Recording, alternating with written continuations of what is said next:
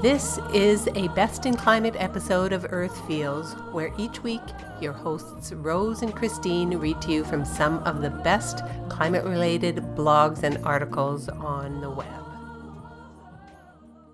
Hi there, it's Rose. Today's Best in Climate is actually a reading from the treasured writings of Kahlil Gibran. I'll include a link to this treasure trove of Gibran's writings. For some months now, when I close my eyes in meditation, the image I have consistently been seeing is a vision of a crossroads, a fork in the road. The path ahead diverges, and the feeling that comes up, perhaps because of the unbridled chaos we are seeing in every faction of our world, is that humanity is being asked to make a choice between hope or despair. Now, you may or may not believe in signs from the universe, and I can only speak from my own experience. But I will tell you that my life has become undeniably richer as I have learned to pay attention to the universe's promptings. So tonight, as I searched for and found an entirely different book among my bookshelves, Gibran's book sat alongside it. And something compelled me to take it off the shelf and to open it randomly, knowing whatever message awaited was mine to share in perfectly divine timing, knowing whatever message appeared was perfect for this time. So I'll share it with you now. It's entitled Youth and Hope. Youth walked before me, and I followed him until we came to a distant field. There he stopped and gazed at the clouds that drifted over the horizon like a flock of white lambs. Then he looked at the trees whose naked branches pointed toward the sky, as if praying to heaven for the return of their foliage. And I said, "Where are we now, youth?" And he replied, "We are in the field of bewilderment. Take heed." And I said, "Let us go back at once, for this desolate place affrights me, and the sight of the clouds and the naked trees saddens my heart." And he replied, "Be patient. Perplexity is the beginning of knowledge." Then I looked around me and saw a form moving gracefully toward us, and I asked, "Who is this woman?" And the youth replied, "This is Melpomene, the daughter of Zeus, and the muse of tragedy." "Oh, happy youth," I exclaimed, "what does tragedy want of me while you are at my side?" And he answered, "She has come to show you the earth and its sorrows. For he who has not looked on sorrow will never see joy." Then the Spirit laid a hand upon my eyes. When she withdrew it, youth was gone, and I was alone, divested of my earthly garments.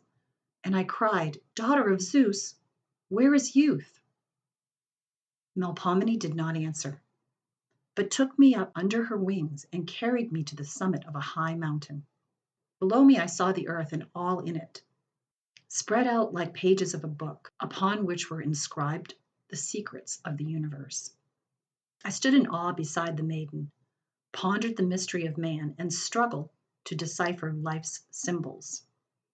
And I saw woeful things, the angels of happiness warring with the devils of misery, and standing between them was man, now drawn one way by hope, and now another by despair. I saw love and hate dallying with the human heart, love concealing man's guilt and besotting him with the wine of submission, praise, and flattery, while hatred provoked him and sealed his ears and blinded his eyes to truth. And I beheld the city crouching like a child of its slums and snatching at the garment of the son of Adam. From afar, I saw the lovely fields weeping over man's sorrow. I beheld priests foaming like sly foxes, and false messiahs contriving and conspiring against man's happiness. And I saw a man calling upon wisdom for deliverance. But wisdom did not hearken to his cries, for he had condemned her when she spoke to him in the streets of the city. And I saw preachers gazing in adoration toward the heavens, while their hearts were interred in the pits of greed. I saw a youth winning a maiden's heart with sweet speech, but their true feelings were asleep, and their divinity was far away. I saw the lawmakers chattering idly, selling their wares in the marketplaces of deceit and hypocrisy. I saw physicians toying with the souls of the simple-hearted and trustful. I saw the ignorant sitting with the wise, exalting their past to the thrones of glory, adorning their present with the robes of plenty, and preparing a couch of luxury for the future. I saw the wretched poor sowing the seed, and the strong reaping, and oppression, miscalled law, standing guard. I saw the thieves of ignorance despoiling the treasures of knowledge, while the sentinels of light lay drowned in the deep sleep of inaction. And I saw two lovers, but the woman was like a lute in the hand of a man who cannot play, but understands only harsh sounds. And I beheld the forces of knowledge laying siege to the city of inherited privilege. But they were few in number and were soon dispersed. And I saw freedom walking alone, knocking at doors and asking for shelter, but no one heeded her pleas. Then I saw prodigality striding in splendor, and the multitude acclaiming her as liberty. I saw religion buried in books, and doubt stood in her place. And I saw a man wearing the garments of patience as a cloak for cowardice, and calling sloth tolerance, and fear courtesy. I saw the intruder sitting at the board of knowledge, uttering folly, but the guests were silent. I saw gold in the hands of the wasteful, a means of evil doing, and in the hands of the miserly as a bait for hatred. But in the hands of the wise, I saw no gold. When I beheld all these things, I cried out in pain, O daughter of Zeus, is this indeed the earth? Is this man? In a soft and anguished voice, she replied, What you see is the soul's path, and it is paved with sharp stones and carpeted with thorns. This is only the shadow of man. This is night. But wait, morning will soon be here. Then she laid a gentle hand upon my eyes, and when she withdrew it, behold, there was youth walking slowly by my side, and ahead of us, leading the way, marched hope.